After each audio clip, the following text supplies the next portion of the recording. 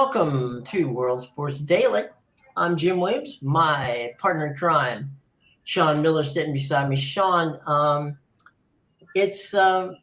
we were talking in the pre-show about how many leagues we can see here in this country streaming, which I think is phenomenal. We've got, pretty much every major soccer league in the world we can stream.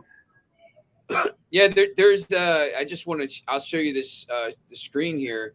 Now, this is One Football now available on smart TVs. One Football launched this weekend. Amazon, Apple TV, Fire Stick. It has Swiss Super League, Danish Super League, a Polish top flight, Norwegian top flight, Icelandic top flight, Kazakhstan, Latvia, Northern Ireland, Slovak, and Italian Serie C. And that's just on one app that you have. Obviously, you have ESPN Plus and right. Well, they've got the Bundesliga over there, right? And La Liga, yep. And and then today's the Carabao Cup, so ESPN carries the Carabao Cup as well as the FA Cup. So the thing about that I like Champions League is over on Paramount. Paramount, yep, and EPL is over on Paramount Plus, and EPL's on Peacock. I can't say Peacock, but yeah, go ahead. I'm sorry, the thing that kind of differentiates it. When you watch the Premier League, if you don't have these streaming services, you can watch a game at one game. And one game at NBC. When you go, when the FA Cup third round comes, there's 64 games. I mean, and the majority of them are on ESPN Plus. So if you don't want to watch, Liverpool because you don't like Liverpool, you can go watch Leicester and Morecambe or whoever it is. So I think the thing with the streaming services that is really good now is that there's such a variety, and you can't really. If you're a soccer fan or you're a basketball, whatever it is, if the cost to get these packages is worth it, if you're going to be watching, 6, 7, 10 games a day, like it is with some of the sports. I tallied it up, and I don't know what the one you just said, One Soccer, is it? Or one? Yeah, it just launched. That just launched yesterday. I've tallied it up, and it costs about $25 a month. And that's, if you don't count all the other stuff you get with these, right? If you're just looking for soccer, $25 a month, you get it all. Now, forget the fact that, with Paramount Plus, with Peacock, with ESPN, with all these other services, you get a ton of other stuff. Yeah. But if you're just a soccer fan, I don't think, $25 a month is not a bad deal for every possible soccer, game that you might want to see. Yeah, it's just yesterday, with ESPN, there's a million. I do ESPN Plus for writer, basketball and field hockey and things, but it's not even that. You can watch with Paramount and Peacock. There's shows. There's you can watch TV shows. You can watch movies. You can watch all that stuff. And it's I haven't had cable in 10 years, so it's just it's not worth it for me because I'm not a huge. I've had Fubo TV for a while, but not a huge TV person. But I have all the streaming stuff to watch the games. So Champions League on Paramount, you got to have that, and Europa League and Europa Conference League, which is pretty good too. Oh, and you can watch it on your phone, or you can watch it on your pad or whatever. It doesn't have to be, so you can be out somewhere and and watch it, or for that matter, as I've done a couple of times, simply just listen to it while I'm while I'm working, doing something else. And so you can do it. And I think it's really, the packages have been pretty phenomenal. Fubo has done a nice job. Sling has done a very nice job. They've brought in a ton of soccer, and they will actually be both Fubo and Sling will be working with Fox to make sure that you get the World Cup. So, those are some places to look at. I highly recommend that you take all of these and do the 7-day free trial, right? Then you know what you like and what you don't like on there. There's first run movies both on Paramount Plus and Peacock. So, not to mention hundreds and thousands of television shows. So you can be entertained. You're not getting gypped any way, shape, or form by the streaming services. But I can remember back in the day, the only soccer that I could see in the early years was really through Spanish television. Yep.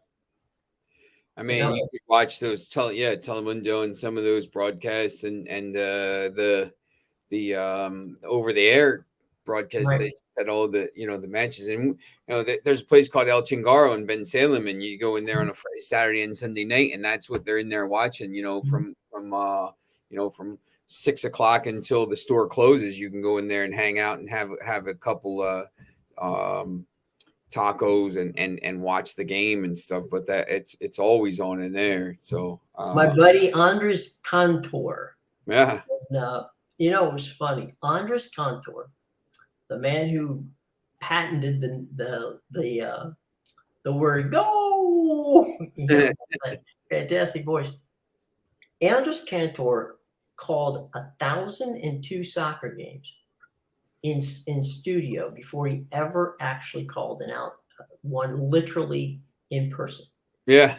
And I know that nowadays fans can see you and I are sitting here talking to each other. I'm looking at you on a 21-inch screen in front of me. But when Andres Cantor called those games, they were on 10 and 12-inch black and white monitors.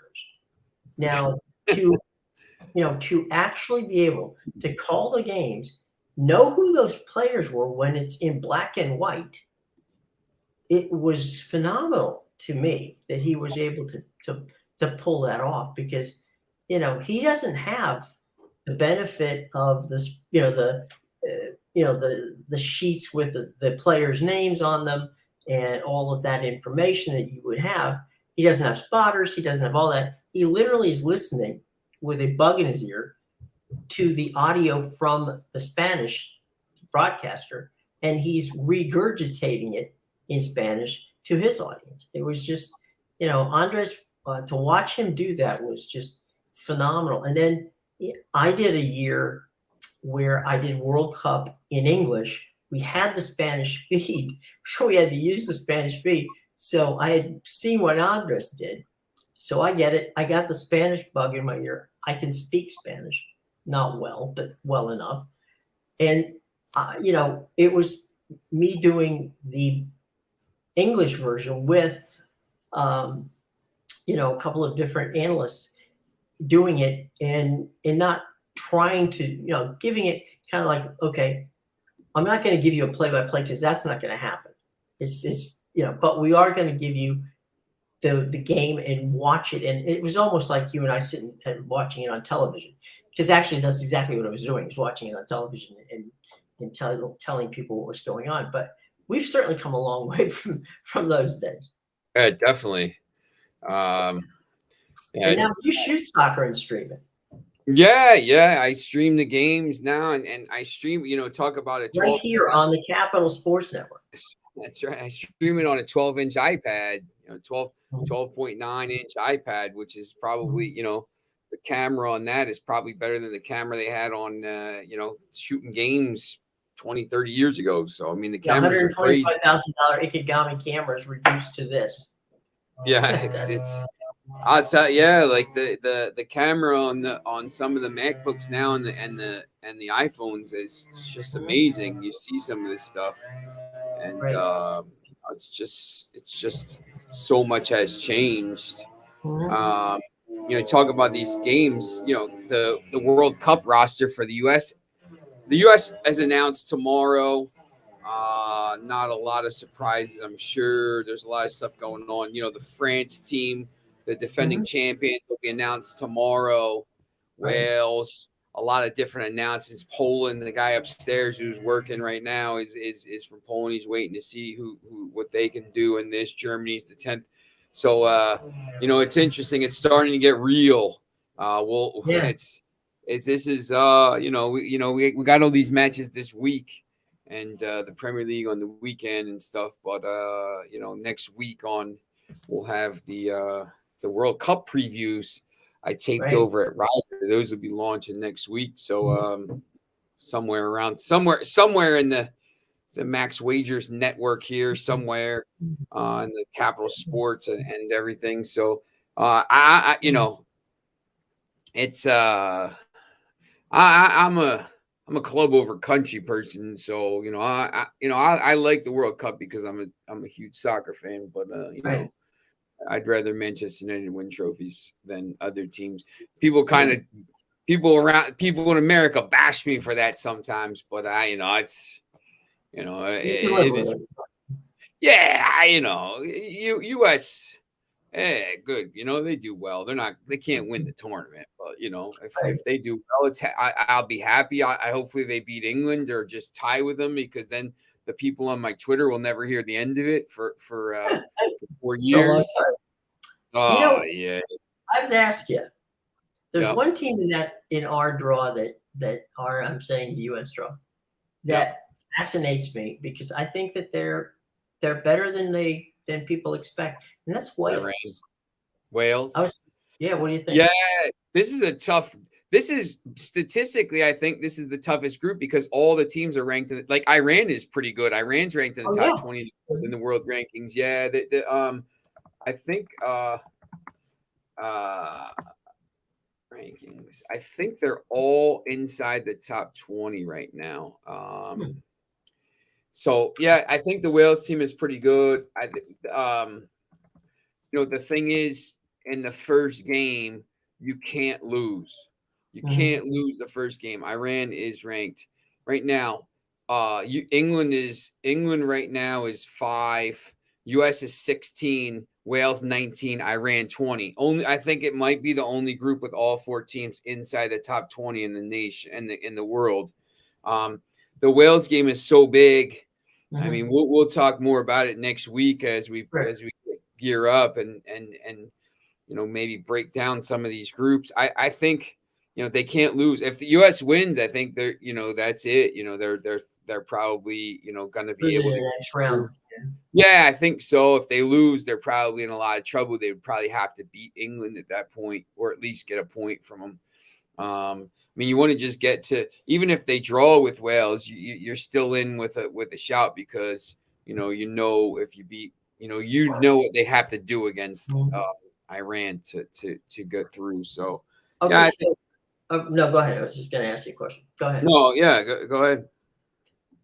One of the things in the past on World Cup, there are teams that have been accused of this, and that is playing for the tie, playing for the draw to get that 1 point. Okay. Yep.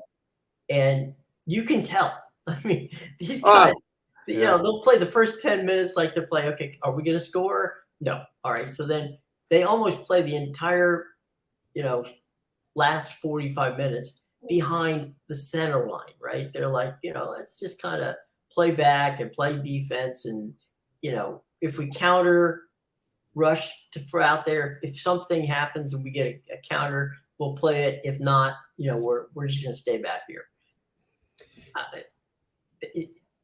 I mean, without anybody saying it, it happens. And I think that's something that, we're going to be looking for, especially when you're in a group of death, like you said. You can't afford to lose. You just can't afford not to come up with a point. If you don't have a point, you're in trouble. Yeah, I think the U.S. probably in this game, I think they know, attacking wise, if they go into it and score, if they win the game, I think they know they're probably in. So I think they'll probably try to go for it. If it's 1-1 in the 80th minute, I don't know if they're going to be sending players forward like crazy. Maybe they'll be a little bit more defensive and settle for a point. The first game for a lot of these teams, talked about this on the other stuff from like a better standpoint. It's just tough. I mean, it's the same thing with the Champions League. The Champions League, because it's six games and you play each team twice because it's a little bit more drawn out. There's a little chance, like a lot of people just wait till the second day or the second match day, and then 3, 4, 5. I always say 3, 4, 5 is where you kind of make your money there. It's just tough because these teams they don't want to lose. Like they're going to do everything possible not to lose. And if they do happen to win, though, I would say, the way I know the coach, I think they're going to probably try to they'll try to play. And then if it's 70th minute, 75th minute, 1-1, maybe we shut it down a little bit. And if we get a chance, we'll go for it. But on the counter or something like that, but maybe we're not going to do it. Wales announces their roster tomorrow. I mean, obviously Gareth Bale's going to be on it fresh off his title win there with LAFC. So, but he's older now. I don't know. Like, I know they're ramping up the ads on Fox, and I think people are going to start to, get excited about this. It's just weird because usually you have like that whole month to get excited after the Premier League ends or something like this, and then you have some friendlies and then you play. Here it doesn't have it. So like for me, Manchester United plays on Thursday and then on Sunday. So like I'm not even worried about the World Cup until after Sunday because I'm gonna, because my team is playing. So, I think that week leading up to it is going to be like just chaos because there's never been anything like this where it's just so condensed and you're going to you start seeing stuff on ESPN in some places now. Right. But, well, they've got John Hamm has a funny promo that he does for Fox on it, and getting ready, and he's dressed up like Santa Claus, and it's like we're about to, a Christmas miracle is what the promo is actually called, and it would be. There's no question about it. It would definitely be a Christmas miracle if the U.S. were to go out there and place in, win the cup. But we'll get closer to that in a couple of days. It's interesting. We talked about that, we actually went through and talked about like, each CONCACAF's team, where they're, you could bet on them, where you think they're going to get eliminated, and the group stages. Everyone thinks they're going to get eliminated in the group stage, minus 125 and round of 16 plus 225. When they get to the World Cup, they usually get out of the group. So I think they get out. If they get out, they're going to have to play Netherlands, which I don't know. I don't think they could beat the Netherlands. They're not good enough to beat like 3 or 4 European teams in a row, obviously, to win a title. But, could they get out of the group? Yeah, I think so. Let's talk for a second about the playing in Qatar. Okay. Obviously, we know it's going to be hot. Okay, that part. And they're playing the games in the late afternoon. Hey, Foxy, how you doing? I don't know. Oh, well, Foxy's not very optimistic there, which is okay. There's reason, believe me, Foxy, there's reason not to be optimistic at times. I was wondering, with regard to what we were talking about, the playing in Qatar. These stadiums, the grass and everything is pretty artificial. The grass is artificial. What I'm saying is they literally just put grass in there. They built the stadium. These stadiums are like pop-up. They're like Lego stadiums. They can take them down and put them up.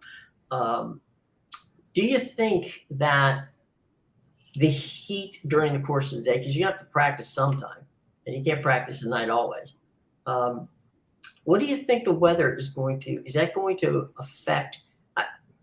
Hey, Fox, hey guys, unfortunately, oh, okay. What do you think with regard to, um, will that benefit the South American teams and like the U.S. who are used to the heat as opposed to the European squads? I think there's valid concern there for some of these teams. It's gonna they're playing some of these games at 10 o'clock at night, so Mhm, some of them are covered. There's air conditioning, but look, it's the desert. I think the one thing that's going to mitigate some of this is, they're coming in the middle of the season, so mhm, they're in shape. Like it's mhm. not at the end of the season where they're kind of all banged up. But the other thing is, there's no travel, so like Right. everything is within 50 kilometers. So I mean, really, it Mhm, takes like 25, 30 minutes probably to get from your hotel to any game at most, maybe 5 minutes. So, that could help. I think, mhm, there's no altitude, there's no, you don't have to get on a plane once you get there. You don't have to mhm. get, so that could help with the recovery and stuff like that. Um, but yeah, I think that the weather could be beneficial to a team like Brazil, maybe Mhm, Argentina, that's mhm, Brazil and Argentina, I think, probably meet in the semifinals if the mhm. draw breaks the way we think it does. Yeah, some of these other teams maybe could struggle with it. I I wouldn't be shocked with that. I don't know if you saw it, but there was a very cool picture of Maradona painted on one of the buildings in Qatar on the way. I mean, in Argentina, before the team left, there was a massive painting of Maradona on the on a building as they were leaving through Argentina on the way to fly to World Cup. They need to Uh, put a picture of Alejandro Garnacho up now, the new Argentine right, superstar. Uh, the new Maradona. Yeah, let's see if he's got the hand of God that could help them this time. It's I think one of the fun things about this World Cup is something you just brought up, and that is we're not going to have to. I mean, clubs are, for all intents and purposes, within a couple of minutes of each other. They're staying in hotels that aren't far from each other. It's going to be a lot of fun. It is winter over there. Okay, you're right, Jones. It is winter, but winter for Winter in Qatar the desert. is like, yeah, winter for Qatar is like summer in Michigan. Okay, it's not something that you have to worry about. I think from a weather standpoint, it's still going to be hot, and that's why the joke was that the reason the reason the Qatar got it was the sun was booked for that month. So it's going to be hot. There's no question about it. It's And again, remember, it's all relative because Europeans, get hot from a standpoint of if it gets above 75, they're freaking out. So it Yeah, is I think it's really gonna be interesting. like 80. Yeah, I think it's gonna be in the the high temperature in the 80s, maybe in the, And there's no humidity. yeah, it's Celsius. Yeah, everything evaporates right off. It's just Celsius will be in the, mid 20s. And then at night it'll be, um, 65, 66 degrees. So I don't, I think it's not going to be as much of a concern as people are thinking. Sometimes the players, I think in the cold is when people start pulling hammies and I think it's easier to loosen your muscles and everything when it's a little warmer. So it's gonna be interesting. According to the weather service, the temperature range, as you said, if you're keeping track on Celsius, it's 26 to 28, which is 78 to 82. It's not that bad. So it's not too bad. And as I said, it's kind of like summer in Michigan. When you're playing when Inter Miami is playing in July and it's 105 with 100% humidity. Yeah, it's winter in places like that is still warm. Winter in South America is hotter than summer back in the UK. Foxy, winter in America is hotter than in the summer in the UK. Well, I've been there a couple of times. I will say, Foxy, the last time I was there in August, it was pretty nice. But and the last time, I used to go for 3 weeks at a time at the beginning of the season, and sometimes it was 70. About 20 Celsius, and sometimes it was raining. Surprise, surprise, it rains in Manchester. But I think it's gonna be. You're not getting any rain. You're not getting any. I think it's arid. So yeah. Yeah, the stadiums are covered. They're going to be air conditioned. I think, purely for the football, soccer kind of stuff. There's a lot of stuff that you kind of can like about this World Cup. Putting aside all the other stuff with the human rights and all that stuff. All of which we're not overlooking. We're just simply not addressing. We're not a political show. Yeah, I mean, I think sometimes, there's all these people are getting kind of, brew dog, but then they sold the beer for it. But so yeah, everything is close. The games, the weather's going to be perfect. There's no, the pitches are going to be the way they are. You're not dealing with wind. You're not dealing with rain. You're not dealing with elements. It's just going to be go out there, play, and the best team is going to win. So I think one of the things that I wanted to bring out and ask your opinion on, because it's coming at this time of the year,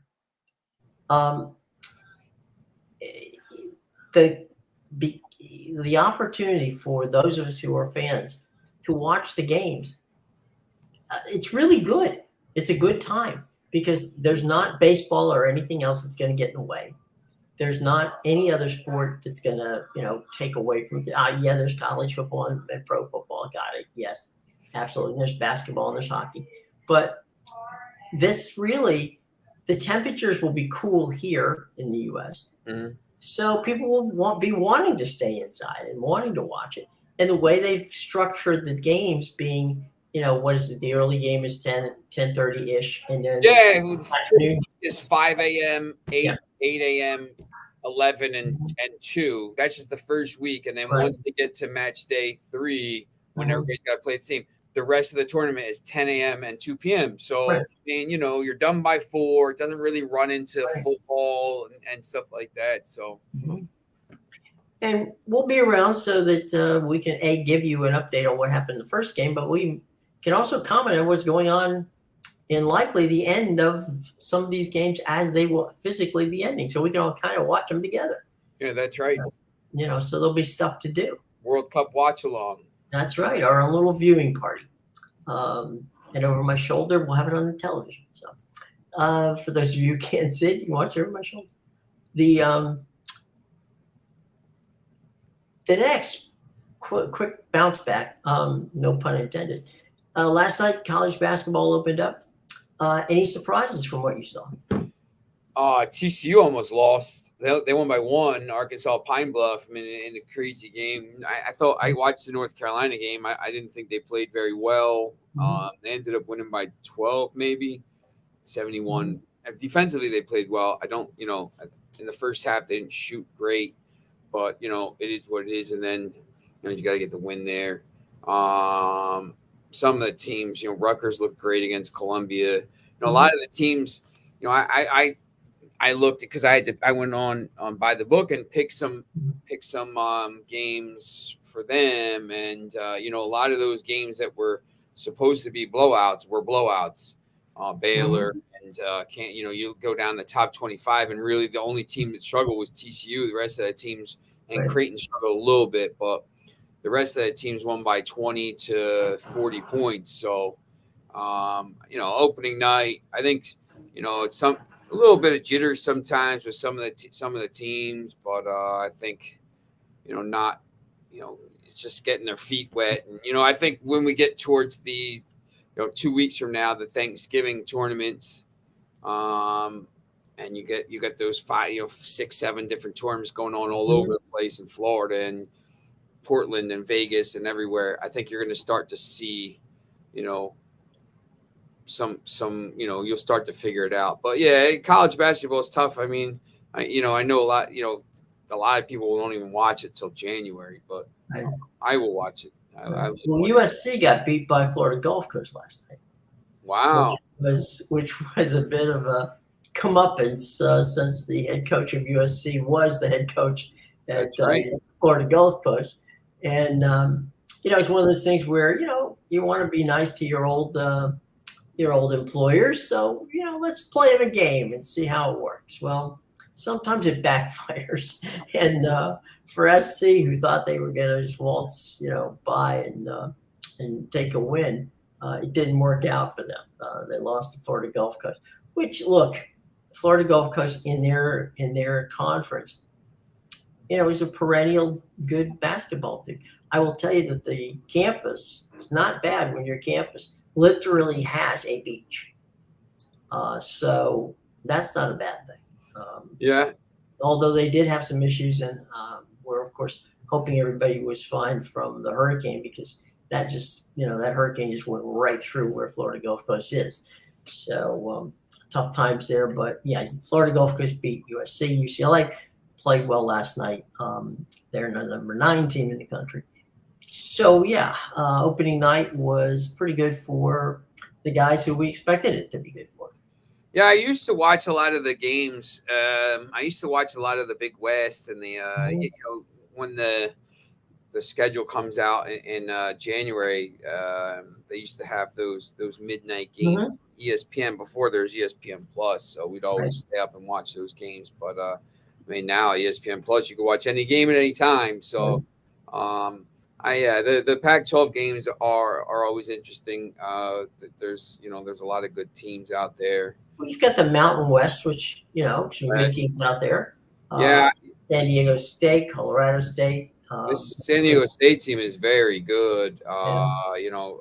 Again, I mean, they've just been so good for so long. Wyoming was pretty good last year. Just cashed a good one.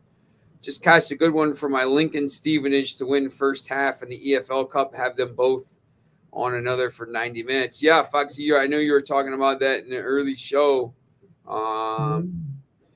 See, those games are going on right now.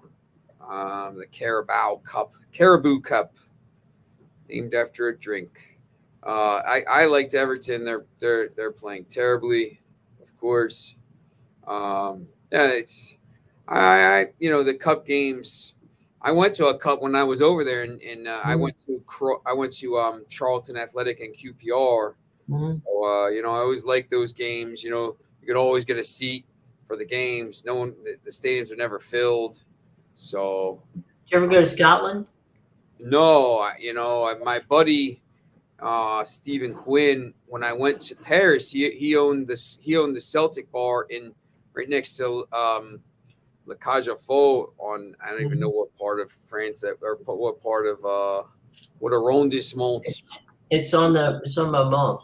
Yes, I think it's like the 12th arrondissement or something. Yeah. He owned a bar because I've been to Paris a couple times, and I took French for 8 years. I can understand it and whatever, but I don't want to go sit and have a conversation in French. It's too much. So I would always kind of find these places that had game matches on, and they Scottish or whatever. So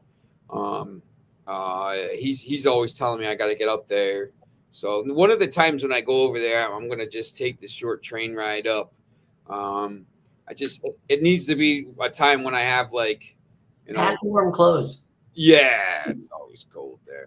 It's like Manchester. I need to have a couple, when I used to go for 3 weeks, I think maybe in February, March, something like that. It will be like that. Maybe March, hopefully.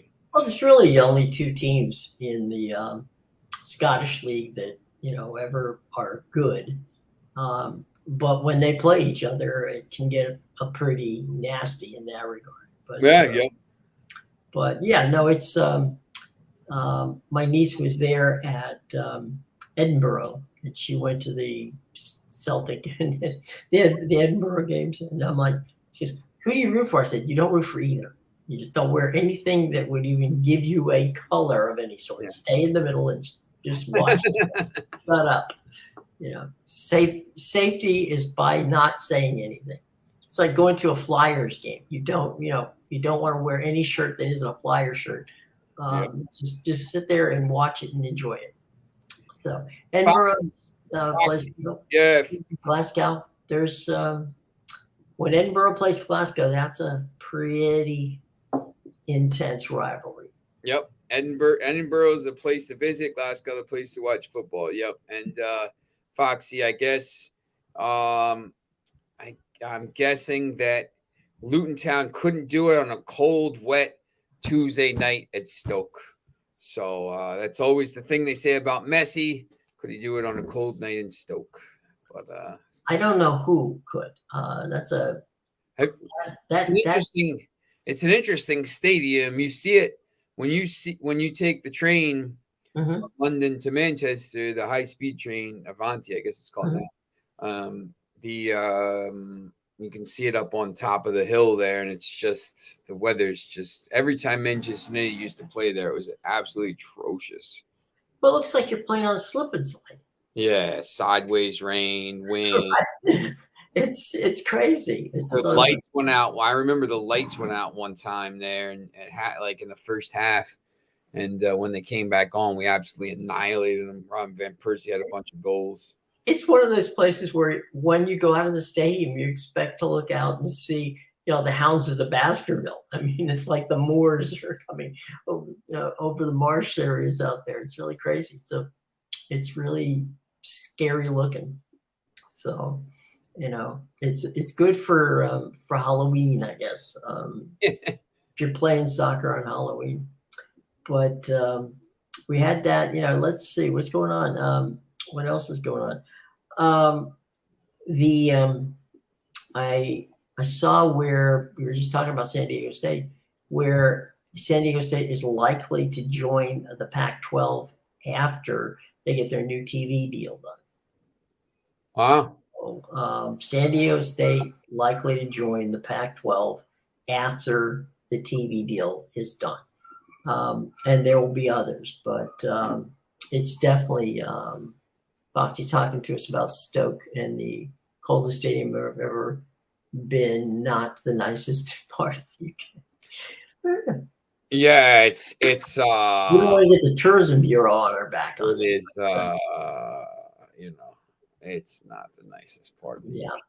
I think that San Diego State to the Pac-12 makes sense because when SC and UCLA move to the Big Ten, that's going to leave the Pac a void in Southern California. So it makes sense, and they built a brand new on-campus stadium, which is quite nice, and so good for San Diego State. I mean, they have spent the money and taken the time to up their game, and so it looks like that's where the Pac-12 is headed. Gonzaga has also had conversations, and I think the important word is conversation, with the Pac-12 and the Big 12 about perhaps making a move.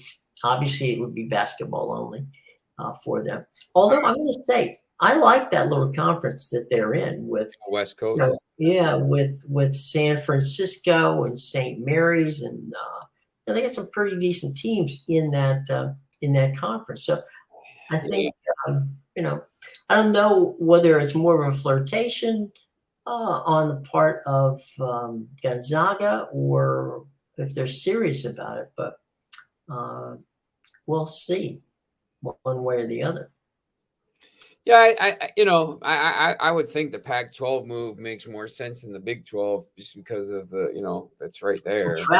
Yeah. You're playing you're playing the teams in your area, and right. You set some new rivalries up with Washington State, Oregon State. So I think that would make a lot more sense, and maybe another soccer and some of these other sports as well. Right. Maybe for the Pac-12 might be the better place. Yeah, it's definitely, and I would think that moving the Big 12 that doesn't make sense for me for basketball because you're basically moving into what at the moment, and it's arguably, but I'm just going to say it, to me, the Big 12 right now is probably the best from bottom to top college basketball league in the country. Yeah. And why would you want to leave where a league where all you have to do is be number 1 or 2 in that league, and you're going to be in a tournament to go. Now, moving to the Pac-12 is no easy task either, but it's a whole lot more difficult to navigate your way through a season in the in the Big 12 than it would be in the Pac-12 right now in college basketball. Yeah, I agree. Yeah. So, what's your thoughts on? We've got about 10 more minutes to chat about the stuff going on here. So, join in, folks. What's your thoughts about college realignment in general? I mean, now you're over there where Rutgers made the move to the Big Ten. It was phenomenal for them. Maryland, in this case, made the move. It was funny because Wallace Lowe, who is the president of the University of Maryland, basically said the quiet part out loud when he was asked by the press during the press conference, why did Maryland leave the ACC? And he said, because I can add 3 teams, meaning 3 sports teams, to the Maryland roster. If I stayed in the ACC, I'd have to get rid of 4. Wow. So, it was that. Now, I know Gary Williams, who Gary was, of course, he's a graduate of Maryland. He coached the team to a national championship. Very highly respected man in the University of Maryland system. And Gary, of course, coached at Ohio State. Gary never liked being in the ACC because he always thought they got screwed, meaning Maryland. With the exception of very few times, almost every big, ACC tournament, conference tournament was held in North Carolina. Yeah. So it's like, he's got to go to North Carolina, where automatically Duke and North Carolina have an advantage over him because, literally they're playing in Greensboro. So I don't know how much sway he had, but Wallace Lowe, of course, the president, said that, they thought that was a good move.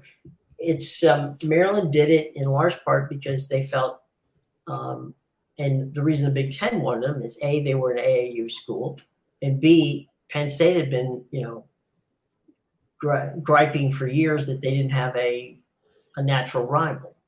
And so, because they have a long and standing history of high school basketball and football games, because of course Maryland and Pennsylvania share a very long and very storied border, better known as the Mason-Dixon line, for those of you studying history. Mark that down in your papers. They have that ability because teams from Maryland would go to Pennsylvania and play. Teams from Pennsylvania would come to Maryland and play. So, although I don't think the rivalry's got quite on, even though they've been together for a while now. Yeah, it's interesting. Now you see what the ACC is doing. They're moving the tournament all over the place. Now it's in Brooklyn, and now it's and things. So I think they figured out with the TV deals and stuff today. EJ said he likes Providence today. Who are they playing? 13. They're playing Ryder, where we tape our show, my other show. So yeah, I would agree with that. Ryder is going to be one of the top 2 or 3 teams in that league, but I just think Providence is better. Someone was talking about they liked Mercer today. I think it was Bill on the other show. They liked Mercer, and I think that's basically it. Not a lot of action today since everybody played yesterday. Right. Basically, if you weren't playing yesterday, you I don't even know. You should. And there's no NBA today because they want you out to vote. So no NBA today, and there's that. We were talking about conference realignment, and the USC UCLA moved to the Big Ten, and the Big Ten saying there will be no more expansion at the moment. That kind of freezes things and puts the Pac-12 on the clock for a deal. And I know for a fact that ESPN and Amazon feel like they can pull that off. And it's going to be interesting to see what kind of number they can get. I was surprised, to be honest, the number that the Big 12 got. I didn't think, frankly, that they had that they merited that kind of money because they don't have the markets. And while they have some interesting teams, there's nothing that. I mean, Baylor, yes, from time to time they'll watch Baylor play, Kansas play, yeah, fine. But football or basketball, basketball, as I said, good conference, 100%. But they came up and ended up with a pretty decent deal. Now, I don't see why the Pac 10 at the moment, because there's 12 teams, 2 of them are going. I don't see why they can't match it or go even better. Yeah, I think so. I think that's something that it seems like it's trending towards these super conferences and all this stuff, and I think a lot of it had to do with football, but now I think it's going to these other sports as well. So, well, it's content. I mean, you need content. Yes, we talked earlier in the show about Paramount Plus. We've talked about Peacock. We talked about ESPN Plus. I mean, ESPN Plus, part of the deal with that bounced the money up for ESPN was that all of the third, which is basically, they call it third tier rights. Third tier rights, for those of you who don't know, is all of your Olympic sports and the fourth pick of the college football game of the week. Okay. Yeah. So that's your tier 3 rights. Every school in the Big 12 used to own their own, which is why Texas had the Longhorn Network. And Oklahoma had a Sooner Vision or something. I don't know where it was. It wasn't a big deal. But anyway, those all went away, and ESPN took those tier 3 rights. My guess is that in the new Pac-10 deal, the tier 3 rights are going to go to Amazon, because content-wise, ESPN and Amazon can split that up. And the tier 3 rights in the Big 10 deal, which was huge, goes across the board. It goes to Fox. It goes to Paramount Plus. It goes to Peacock, and so they have they're parsing that out. So content is important. Soccer will now become, college soccer will now become very important in these packages. Yep. And, softball and all kinds of stuff. So it's going to, yes, it's about football. Football is really still the king, but the rest of this content is important to these streaming services, because you have to stream something, and that's where we're going with it. It's about time to get out of here, boss. Any final thoughts before we head out for the day? No, just excited to watch a couple more games tomorrow and talk about some of the stuff. So, what are we going to watch before we talk on at 3:00? Well, I got to go watch a high school soccer game tonight, but tomorrow I'm going to watch maybe a little bit of maybe a little soccer in the afternoon before we come on. I think there's a couple early games here, so we'll try to get one of them in somewhere. I think we got EFL Cup starts at 2:45, but we got a couple of Sevilla Real Sociedad plays and a couple games in Germany and Italy. So there's some early action tomorrow. Find something. Yeah. All right. Well, tell you what. Have a good day, ladies and gentlemen. It's been fun. For Sean Miller, I'm Jim Williams saying so long. Join us tomorrow as we take you around the world of sports. Okay. and we do it daily. So tell your friends and do us a favor. Smash that like button, hit the subscribe button, and share it with other people. All right. Take care. See you tomorrow, guys.